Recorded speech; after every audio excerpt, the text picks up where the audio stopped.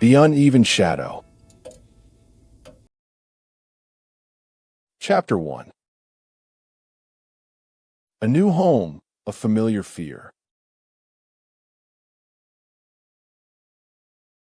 I still can't believe it's come to this. Me, a 20-year-old old girl living in my grandparents' old house. Their sudden death left me with more than just memories. It handed me the keys to their century-old Victorian mansion. As I stepped inside for the first time since childhood visits, an unsettling silence enveloped me like a thick fog. Dusty air clung to the furniture, and shadows danced across walls that seemed to whisper tales of times long past. The once grand house now stood as a relic, its beauty marred by neglect. My footsteps echoed through empty rooms as I ventured deeper into the labyrinthine halls. After settling into their old bed in the master bedroom, I was startled awake by an unusual movement. A shadow crawling up the wall like an ethereal serpent. It stretched and twisted, pulsating with an unnatural light. Paralyzed, my heart pounded out a rhythm that reverberated through the stillness. Dawn broke reluctantly over the horizon, casting pale rays into the room. The shadow had vanished, leaving me shaken but resolute. I vowed to uncover its secrets. This place held mysteries they took to their graves. During the day, curiosity guided my exploration of every nook and cranny, yet night fell with an ominous quiet that made the silence deafening once more. As darkness gathered, shadows began moving again, darting across walls like living darkness. They seemed drawn to me, trailing in my wake as I searched for clues. Each flickering candle only intensified their sinister dance. I settled into bed, bracing for another eerie spectacle. Suddenly, the shadow coalesced near the window, a hunched form with eyes that glimmered like embers. It leapt onto the sill and slid down, landing on all fours before approaching me. My breath caught in my throat as it rose to its full height. Taller than I by at least 6 inches, gaunt and imposing, it towered over me. As our eyes locked, time seemed to slow. Then, with a sudden flicker, it vanished. The following days were marked by this nightly spectacle, an omen I could neither ignore nor understand.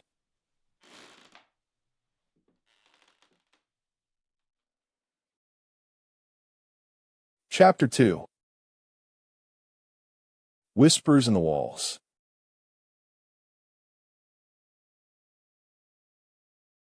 Days passed, but so did the apparition.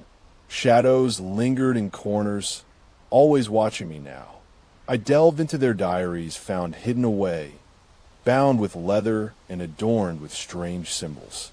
Their tales spoke of a house haunted by restless spirits and an ancient evil, whispers speaking through the walls to those who dared listen. The words painted a picture of darkness long buried. Whispered phrases began to seep from the thick stone. "Leave now," they pleaded, echoing in my ears. One night, I crouched over the final tome, pages crackling under my trembling hands as I read about an ancestral artifact hidden somewhere within these walls. As moonlight sliced through the window, a chilling whisper brushed my ear. "Read on."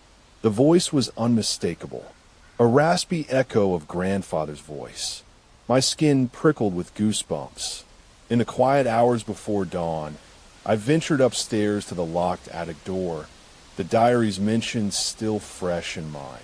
A rusted lock yielded to a hairpin and determination.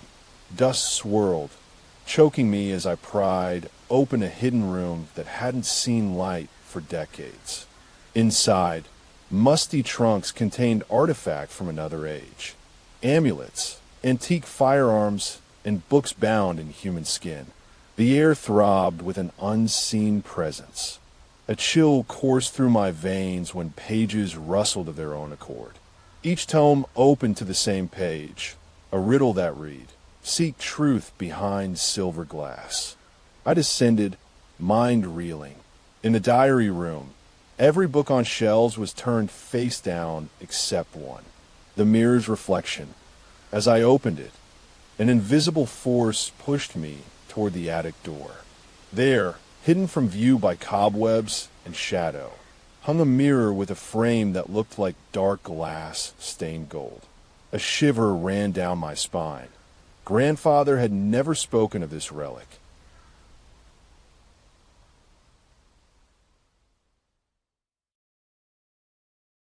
Chapter 3. The Uneven Reflection.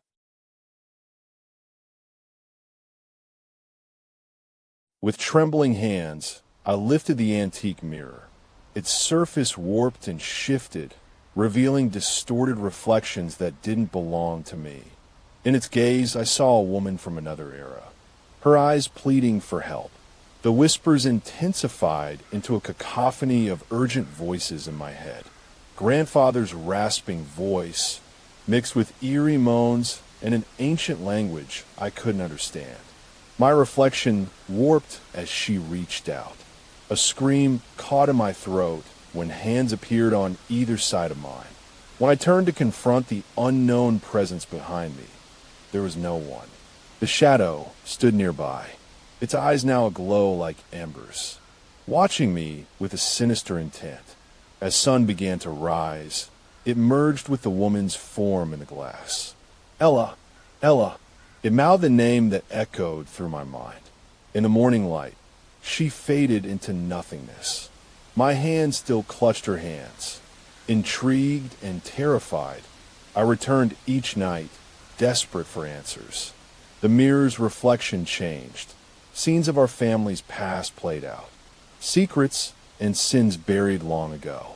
Secrets they took to their graves. I learned grandfather had made a pact with an ancient entity in 1903 when the house was new. A mirror was his price. Now, it seemed to pull me into its realm. One night, Ella materialized before my eyes, a life force stirring within that glass prison.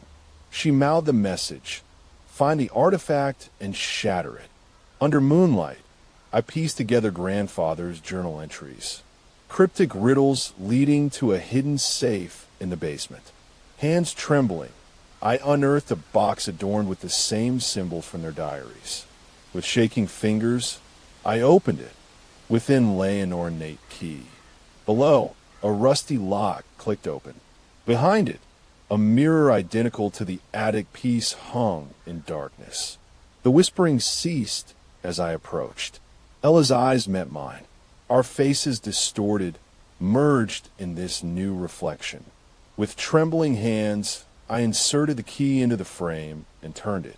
A blinding light enveloped me as if the very fabric of reality broke.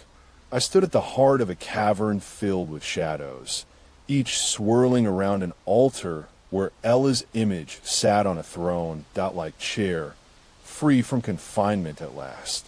The mirror behind her shattered into 1,000 shards, revealing our reflection entwined in its remains. As one, we rose to the surface world in outstretched arms, an embrace from beyond time. In that moment, I realized this journey wasn't just about uncovering secrets, but breaking chains forged by darkness. We walked back upstairs hand in hand, Ella's warm touch the first comfort in weeks. Together, we left behind a legacy of shadows and secrets,